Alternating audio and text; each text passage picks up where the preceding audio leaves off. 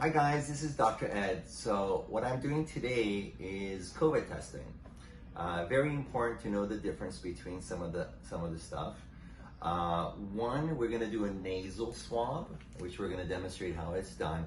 Now this is great to see active disease, and it's also great for people who are carriers. Right now we see the numbers go crazy, and everyone's like, oh my God, there's so much more COVID, but you have lots of healthy people that you're capturing. You see that with the NBA players, none of them are sick, but there's like 39 of them that test positive. So the best test for that is this, what we're doing. It's a nasal swab. It's a PCR, polymerase chain reaction test that allows us to see if I'm a carrier and also if I have active disease, okay? So that's number one. The second thing I'm gonna do a little later when our phlebotomist comes is called the antibody testing.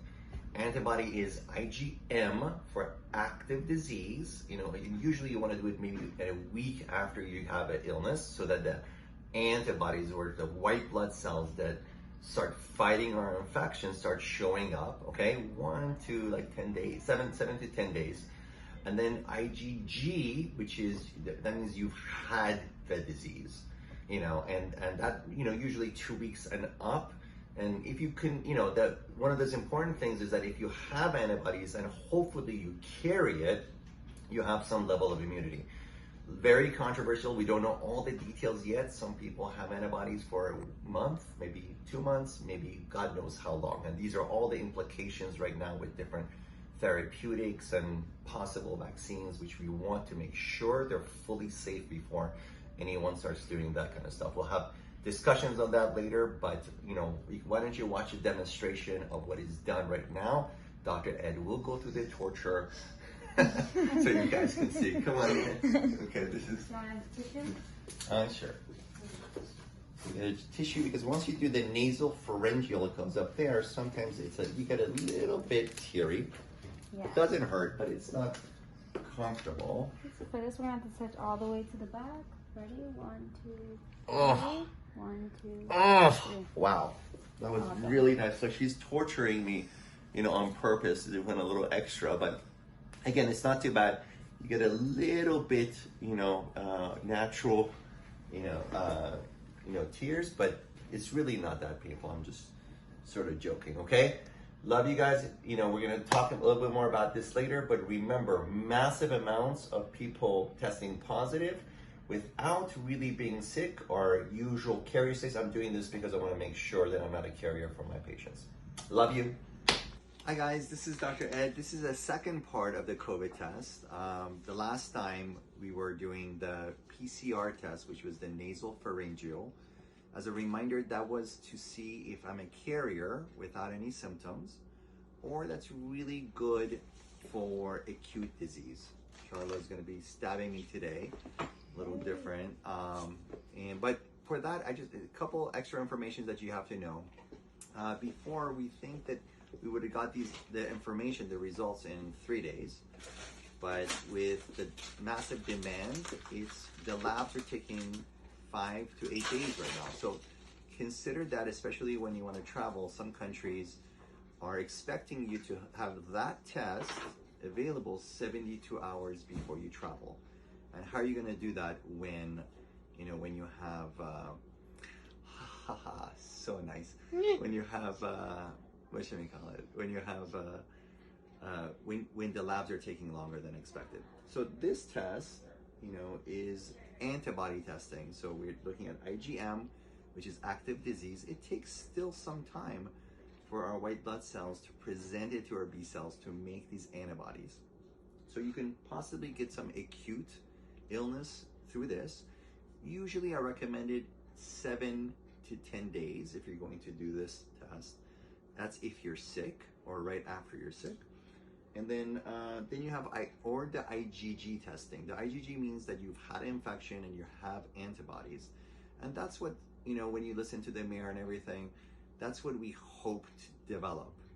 So that tells you have some immunity. So the big controversy now with all the information coming out is how long do we keep immunity? We don't know with this virus. It's a very odd one.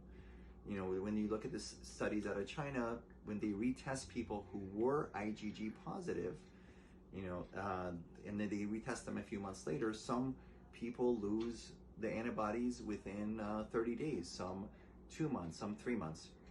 This has implications with immunizations, you know, because if they can't make antibodies, then how can you make a good, you know, immunization? And that's going to be, you know, very important later on that we talk about how cautious you should be when it comes to a novel virus that we've never been able to successfully create a good, you know, a safe vaccine.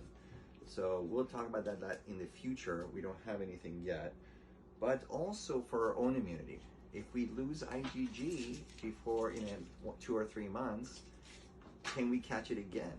And if we catch it again, is it going to be as serious as, you know, as the original, or can we have a more serious reaction because being hypersensitive? We think it's the former, or we think that maybe you don't have immunity, but we don't know yet. They're looking at natural killer cells or macrophages. Maybe they have some memories. These are other white blood cells that can actually create some protective response. So with this test, I can get some results in about 15 minutes. So we'll see and give some peace of mind with regards to, you know, if you're active or not. The last thing with this, people ask me, how long does it take before, or how accurate it is? I don't know. I mean, if you read what they try to sell you, they say 96%, 95% accuracy. I don't think it's that high. That's what they, you know, that's what the companies say, and these are FDA approved, you know, tests that we're doing. I think it's somewhere 70 plus. We've had some families that, you know, they had all the COVID symptoms. The mom tests positive, the father sick at the same time will test negative. So I know that there's a false negative, you know, for those people. So false negative means that a test misses a positive. A false positive means that you're not positive and you have, you know, it says that you have something, but you really don't. And every test has a false positive and a false negative. So it's very hard to find a test that's 100%. So you want to put clinical data in addition to evidence. My suggestion is to do both if you can, if you think you're sick, because that way you can see carrier states or active disease, and this shows you a different way if you have active disease or immunity. You put that together, you have the best probability to have a more accurate picture. Okay, over and out. That's a lot of questions people ask. Love you, Dr. Ed.